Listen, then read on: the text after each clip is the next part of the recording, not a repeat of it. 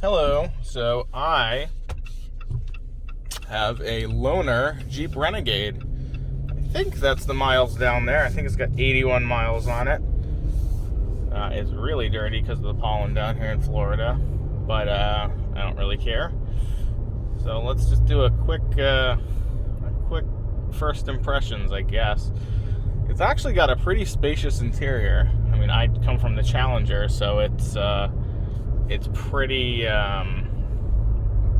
that's pretty small, or small feeling inside, I should say. This has the high ceilings, the high driving position within the car. Like, your legs are straight down to the floor instead of, slid out like they would be in a sports car. This has, honestly, I have no idea what package this is. I've never looked at a Renegade in my life, so I don't even know what it comes in. But it's clearly got cloth seats.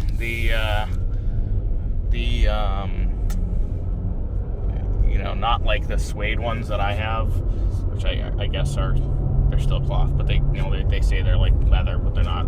A leather trimmed suede is what I have, which is an upgrade over this style seat. But these ones feel very durable, and they're actually a nice color. Like the worst part of the Challengers and maybe Chargers standard cloth seats are that they have that stupid houndstooth. I don't know anybody that likes that. I mean, maybe I've seen it on a GTI. But I mean, maybe if you're like a 20-year-old in your first car, that's something that you find interesting. I don't know. I certainly don't. But I do prefer this style of seat, and actually, I think it's probably, I had a friend with an Escape way back when in college, had this material, and those were very durable seats. Whereas, on my Challenger and my Charger, the seat already started sagging. So, not really on the Challenger, but on the Charger it did. I mean, I haven't driven the Challenger very much, but or very long, I should say. So that one maybe not, but also the action of sliding into the seat, puts the sagging wear on it. But yeah, so that definitely was the miles. So there's 83 miles now. I mean, it's a pretty new car. It has the blind spot alert, which might be standard. I don't know. Power windows. So you can see the blind spot there. It's a nice looking interior car. It's got the big screen there, not the big screen here. Still has a screen, but it's clearly the 7-inch or smaller. So, but it has, I'm assuming it has Android Auto and everything. It's still touchscreen. It's pretty good. Shifter down there, just a typical shifter. Electric parking brake. Honestly, I mean, I don't know how reliable these are, but I'm not hating this. Versus a Journey or something, I'll take this. I don't know how fast it is. It's a break-in. It's in the break-in period, maybe. I don't know if they do that for cars that aren't named SRTs, but because I know that people say, "Oh, that doesn't exist anymore," but it might still. But I guess we can step on it and see how it works.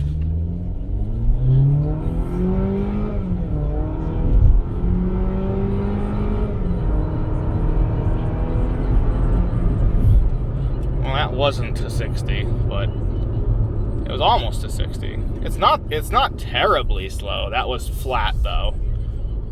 Not from the start flat, because I honestly, this probably doesn't have enough power to break the wheels loose, but I'm used to my car. But it was flat once it started rolling. And the air conditioning was on, which probably makes a difference in this car. It's on and the lowest temperature, which I hate it when people do that, because it's not the way these cars with thermostats work. So that's the other thing. It does have an automatic thermostat, temperatures.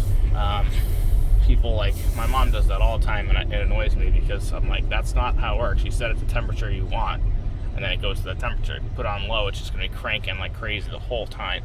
And I know that people who didn't have, I'm younger, so most of my cars have had a thermostat. Actually, only one of my cars has not had a thermostat. You know what I mean? Obviously, they all have thermostats, but a automatic thermostat. But that was not that bad of a pull. I mean, this is a very brand new car, so everything should be working perfectly. Brakes seemed fine. So it's got the auto dimming mirror.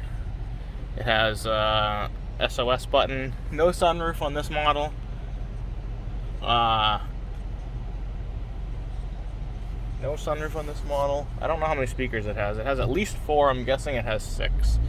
Because I see there's one on each door, driver door, and then 2 on the dash. You can see over in the corner. So hang on. Okay, so I made it into my garage just because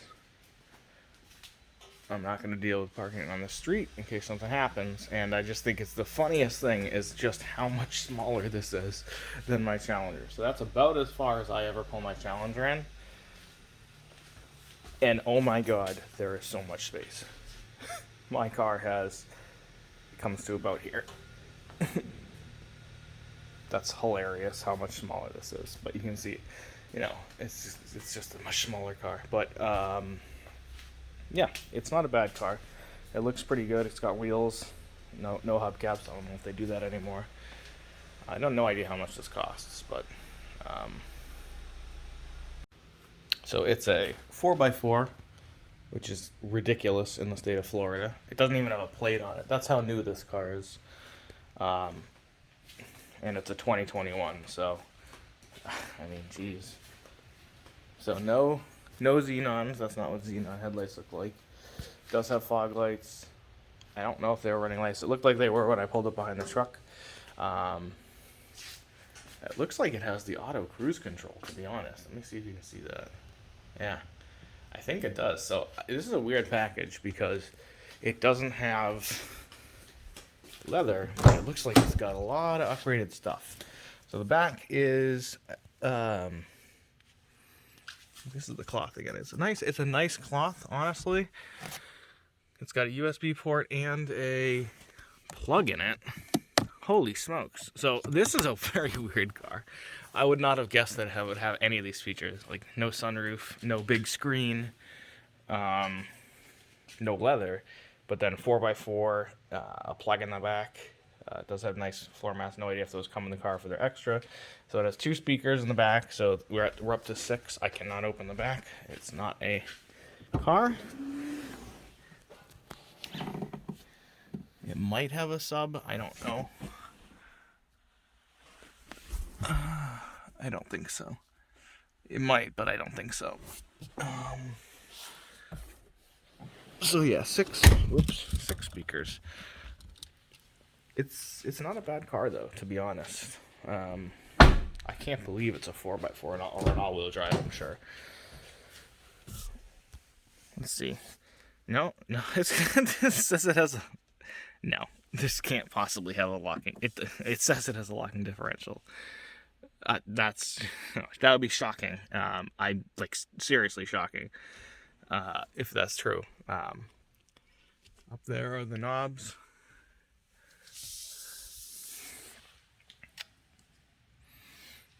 I'm trying to see about where the cruise control is. It doesn't seem to have a button for it. So I'm not really sure what that feature is, to be honest. No power steering column. I don't know what this is. It probably should have been taken off, but no power steering column. It does have power seats. No power pedals. At least they don't. My Chargers, they had a little button right there for them, so I'm guessing no. I'm not sure. So it has lane departure right here. So I think that's what that is. It mustn't be the auto cruise control, because I believe that would have a button right here for it if it were. But it has lane departure warning, which is probably what that thing was. You can see e-brake there. Up there we have a USB and a 12 volt. In here we have an envelope. I don't know what the hell's in it. I kind of want to find out. Anyways, and that's it. Literally nothing else. Not any plug or anything in there. So okay, no sliding. Little container there, which is pretty cool. I mean, honestly, I'm pleasantly surprised. I didn't expect this to be anything worth it. Because honestly, they don't even think it's going to be worth anything. It has, when they gave it to me, they were like, the only thing we have is a Renegade. And I was like, who cares? I'm not going to drive it, it's just going to go home. Which is the truth. But I have a 2.4 with something that just fell out of the hood. I don't know how their stuff got in there. On those vents, maybe. I mean, it's brand new. Battery up front. I don't know if this is the standard engine or if there's a standard for the all-wheel drive, maybe. We can look that up, but no hydraulics, so it's a thing, you know, the rod. Honestly, you know, it's not a bad car so far. I mean, I'll try it out some more. I literally just drove it right from you should do my entire drive from the dealer to my house, so.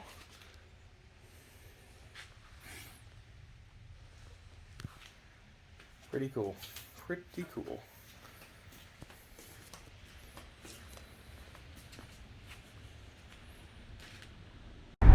Okay, so I was trying it, and it does actually have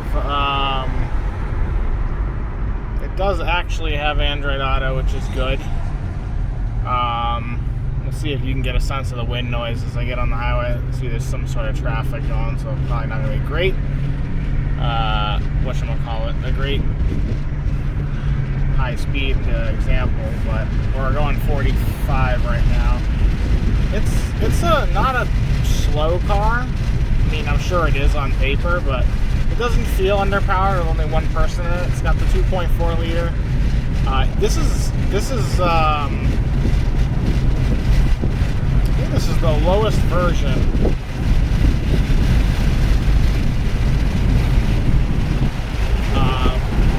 Trim level, but it has some upgrades on it.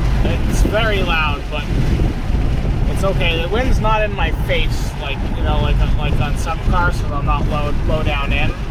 But you can definitely tell I'm having to speak much louder. I don't know how good the camera is. It might be isolating my voice. You can't hear it, but it's quite loud. It would be hard to carry a conversation on with the windows down, which I don't think is very unusual. We're only going 66 too, though. So, like in my car, you barely hear any wind at 66. You know, when you get up to 80 or 90, that's when basically. We're going 70 now, so it rides smooth. That's enough of that. It does have auto up and down windows, which is great. For something like, I don't think my car has auto up, which is weird, but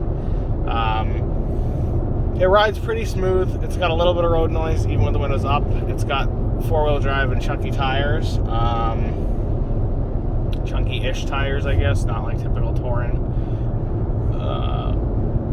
So that might make sense. This is a freshly paved road, though, so it shouldn't be that loud. Okay. And I will say, now, obviously, I drive the Challenger, but it's pretty boat-like, as in that it does not... it's very sloshy, which I'm not sure I like. I don't know if it's just the position, the high position, or... It isn't the lowest on the lowest to the ground of the like small crossovers. I think we're about as high up as like a minivan though, and you know, so that could be why, you know, it's just a little narrow. It doesn't feel like it's gonna roll. I don't think the tires have enough grip to do that, but it doesn't feel super solid. So I mean that's a mark against it in my opinion. It is a little SUV type thing. I mean, I guess it is. I'm gonna call it an SUV because it has four-wheel drive and, according to this, a locking differential, which I don't know if that's true or not, but